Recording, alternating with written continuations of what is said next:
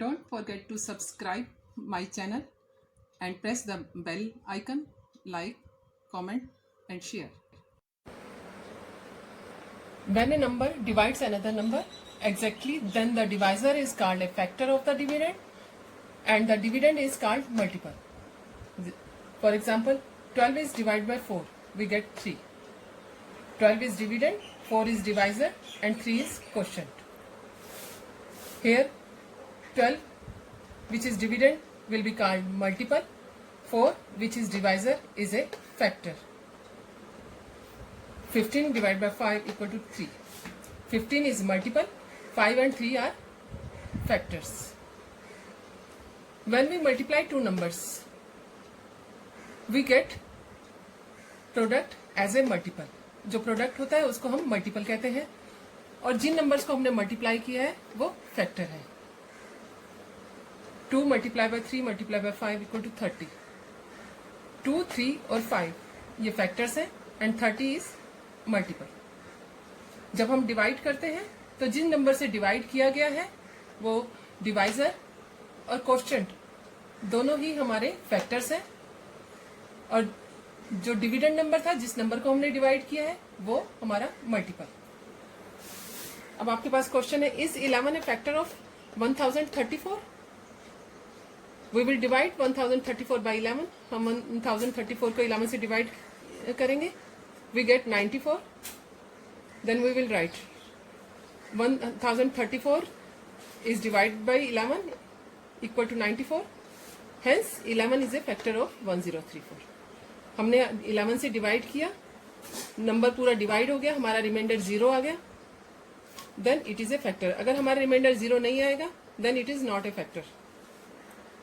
Show that 15 is not a factor of 1309. हमने 1309 को 15 से डिवाइड किया. We get the remainder 4. Now you look, remainder is not 0, remainder 0 नहीं आया, so it is not, hence 15 is not a factor of 1309. अब हम factors निकालना सीखेंगे. Find all factors of 48. 48 के फैक्टर्स निकालने हैं तो हम चेक करेंगे 1 से लेकर हम काउंटिंग लिख लेंगे और 1 से हम चेक करेंगे कि ये नंबर डिवाइड होता है किस नंबर पर आएगा. 1 से अगर हम डिवाइड करें 48 को तो 48 ही आएगा. तो 1 इंटू 48. फिर हमने नंबर 2 से डिवाइड किया. 2 से हम डिवाइड करेंगे, हम डायरेक्ट भी लिख सकते हैं. 2 की टेबल में 4 2 पर आता है, 2 की टेबल में 8 4 पर. तो 2 इंटू 24. इसके बाद 2 के बाद 3 के लिए हम चेक करेंगे कि ये नंबर डिवाइड होता है कि नहीं. 48 को आपने 3 से डिवाइड किया, इसके लॉन्ग डिवीजन से करके निकालेंगे इसका आंसर.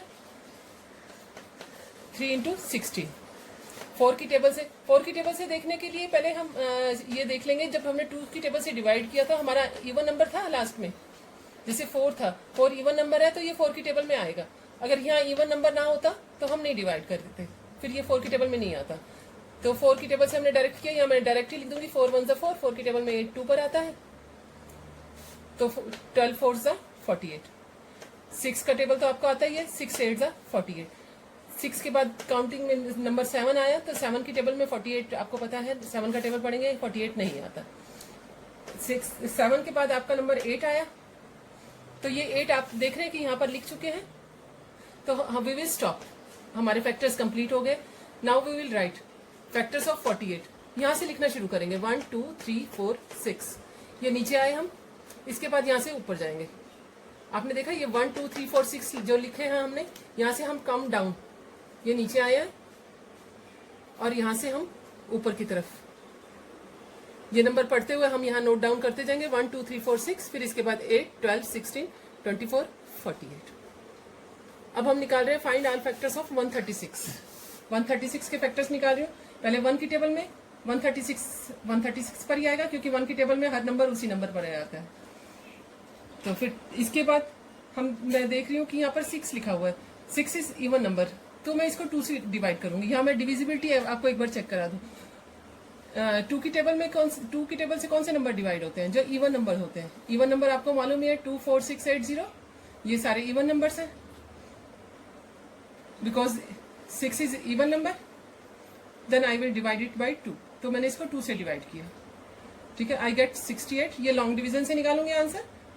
जो स्मार्ट बच्चे हैं वो डायरेक्टली भी कर सकते हैं। 2 6 12, 1 और 6 16, 2 8 16। इसके बाद 3 के लिए मैं चेक करूंगी, इन दोनों को, तीनों डिजिट्स को ऐड करूंगी। 3 की डिविजिबिलिटी के लिए हमें ऐड करना पड़ता है, ऐड डिजिट्स। हमने डिजिट्स को ऐड किया, 1 + 3 + 6, इनको ऐड करके 10 आया। 10 हमारे टेबल 3 की टेबल में नहीं आता, नॉट डिविजिबल बाय 3। तो अब यहाँ पर मैंने 3 से डिवाइड नहीं किया। फिर मैंने नंबर लिया 4। 4 कब लूंगी? जब मेरे 2 की टेबल से जब मैंने डिवाइड किया था, मेरे आंसर में इवन नंबर बचा था, 8 इवन नंबर है ना, तब मैं 4 से डिवाइड करूंगी। अगर यहाँ इवन 8 ना होता, 7 या 9 कोई दूसरा नंबर होता, तब मैं 4 की टेबल से डिवाइड ना करती, क्योंकि फिर वो 4 से डिविजिबल नहीं होता। 4 की टेबल से डिवाइड किया, आई गेट 34। आप लॉन्ग डिवीजन करके निकाल लेंगे आंसर। अच्छा, स्मार्ट बच्चे 4 के लिए आप 2 से इसको भी डिवाइड कर सकते हो। जो 2 की टेबल से डिवाइड करके नंबर आया है, तो 4 से डिवाइड करने के लिए मैं इसको डायरेक्टली 2 3 6, 2 4 8, क्योंकि एक बार 2 से डिवाइड हो चुका है, दोबारा 2 से करूंगी तो वो 4 माना जाएगा। इसके आंसर को डिवाइड किया मैंने। 5 के लिए यूनिट डिजिट शुड बी 0 और 5, क्योंकि यूनिट डिजिट 0 या 5 नहीं है, इसलिए मैंने 5 की टेबल नहीं ली। फिर 6 के लिए बिकॉज ये 3 की टेबल से डिवाइड नहीं हुआ था। 6 की डिविजिबिलिटी होती है डिविजिबल बाय 2 और 3। अगर जो नंबर 2 और 3 दोनों की टेबल से डिवाइड हो जाते हैं, तब हम यहाँ 6 करते हैं। हम देख रहे हैं यहाँ पर 3 नहीं आया, तो मैं 6 भी नहीं लिखूंगी, तो 6 से ये डिविजिबल नहीं होगा। इसके बाद 7 से आप लॉन्ग डिवीजन करके चेक कर लेंगे।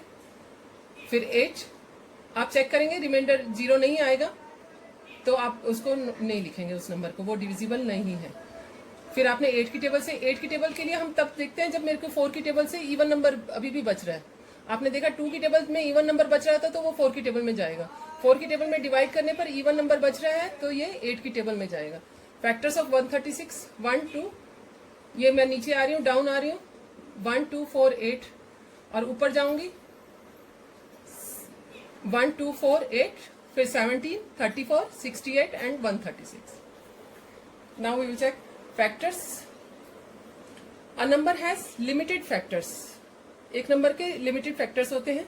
फैक्टर्स ऑफ 6 जैसे हैं 1 2 3 6, इसके 4 फैक्टर्स हैं, 1 2 3 4, ये इसके 4 फैक्टर्स हैं, 1 2 3 6। अब मल्टीपल्स इन्फिनाइट होते हैं, क्योंकि टेबल हम जहां तक भी पढ़ते जाएं, मल्टीपल्स हमारा टेबल से ही आता है। 6 1 6, 6 2 12, 6 3 18, ऐसे so on you will read 6 10 60। But आपको मालूम है टेबल 6 10 60 पर खत्म नहीं होता। 6 11 66 होता है, 6 12 72, 6 13 78 एंड सो ऑन। अब ये टेबल एंडलेस होती है, जैसे काउंटिंग आपकी कभी खत्म नहीं होती, ऐसे मल्टीपल्स भी कभी ओवर नहीं होते।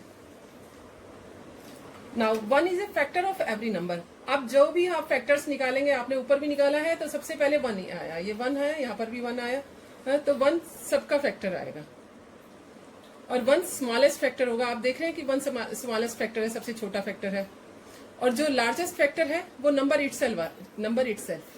जैसे यहाँ पर 6 आया, आपने देखा 136 में 136, स्मॉलेस्ट फैक्टर 1 है और लार्जेस्ट फैक्टर 136। तो ये दो आंसर तो आप पहले ही लिख सकते हैं।